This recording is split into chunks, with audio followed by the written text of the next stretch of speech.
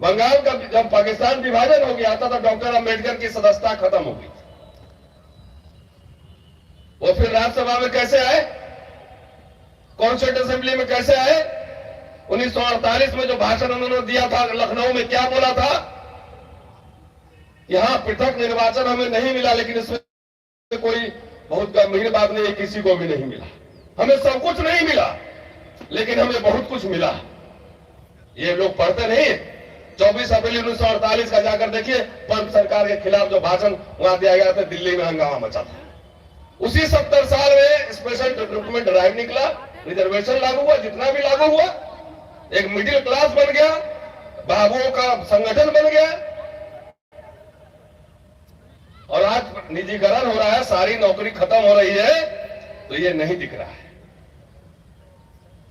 मैं थोड़ा बहुत राजनीति समझता हूं।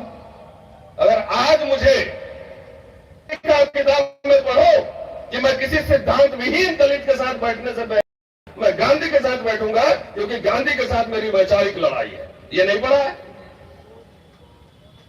बुद्ध पूर्णिमा मनाते हैं तो जवाहरलाल नेहरू से छुट्टी दी थी, और उसी में जवाहरलाल नेहरू को धन्यवाद दिया अंबेडकर ने, और कहा भी कि ईमानदार आदमी है जवाहरलाल नेहरू। तो गांधी खराब है, नेहरू खराब है, और गोलवलकर ठीक है, ये पढ़ा रहे हो मैं क्या? अरे दोनों के रास्ते अलग अलग थे। बाबा साहब मान चुके थे कि 1932 में पूना पैक्ट हो गया। बहुत सारे हमारे लोग बोलेंगे, मैं सुनता हूं, इतना बड़ा समाजशास्त्री, भाषा विज्ञानी हो गया। कई बार बोलेगा जगजीवन राम गद्दार था। ये तो जब आजादी हो गई, पूना पैक्ट लागू हो चुका था, के बाद जगजीवन राम ही बड़ा नेता था। उसके जमाने में जितना रेलवे में, टेलीग्राफ में नौकरी मिली, यहाँ पे तोंद निकल गए,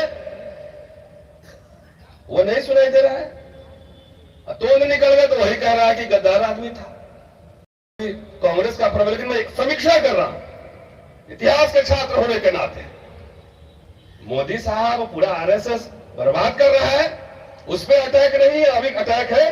क्या जरूरत है अभी अंबेडकर और गांधी को आमने सामने करने को? उसकी समानता ढूंढो, और नहीं तो जिसको बहस करना है किताब लेके आओ, पेज नंबर लेके आके मैं भी बहस करता हूं। मुल्क संकट में, संविधान संकट में 24 में अगर यह गया तो मनुस्मृति आधा तो लागू ही है, पूरा लागू हो जाएगा। गांधी को, जवाहरलाल नेहरू को गाली देते रहना, जगजीवन राम को। जिस दिन से जात जात की पार्टी बनी है, नोट कीजिए, 90 के बाद जात जात की पार्टी बनी है, उसी दिन से बहुजनों की हकमारी शुरू हो गई। आप कह रहे हैं मुझे हिस्सेदारी मिले, मैं कह रहा हूं अडानी अंबानी को नस्लाइज करो, नस्लाइज करो। ये नस्लाइजेशन इंदिरा गांधी के जमाने में हुआ, याद नहीं है? स्पेशल कंपोनेंट प्लान आया, याद नहीं है? नौकरी मिली। इसलिए इतिहास का आधा अधूरा गया। पहले को स्पेशल रिक्रूटमेंट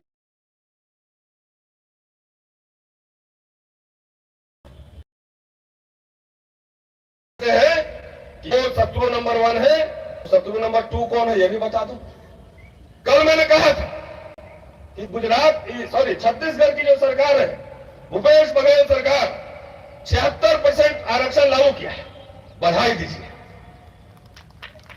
और मैं इसी मंच से मैंने कहा था कल कि नीतीश कुमार जी देश भर घूम रहे हैं, प्रधानमंत्री बनना है तो बिहार में 80% लागू कर दो, यही एक रास्ता है प्रधानमंत्री बनने का, और कोई रास्ता नहीं है। इस देश में लड़ाई सीधी और सीधी बैकवर्ड नाम फॉरवर्ड की लड़ाई है, कोई कंफ्यूजन नहीं पालने का है। हम लोग कई साथ कह रहे थे कि भूपेश जी ने जो 76 किया कोर्ट में पेच लगा देगा। हमने किस बात का पेच लगाएगा भैया? ईडब्ल्यूएस गैर संवैधानिक तुमने सुप्रीम कोर्ट से भी पास करा दिए, अब आपका कोई नैतिक अधिकार नहीं है। और इस मंच से मैं किसी भी सरकार को मैं कह रहा हूं, गुजरात, छत्तीसगढ़ और तमिलनाडु मॉडल सब राज्यों में लागू करो। अगर कोर्ट उसमें पेच लगाती है तो कोर्ट की बात मत मानो, कोई जरूरत नहीं कोर्ट की बात मानने की। कोर्ट अगर संवैधानिक बात कहेगा तो उसका सम्मान है, और गैर संवैधानिक बात कहेगा तो उसका सम्मान नहीं है। ये बात है साथियों।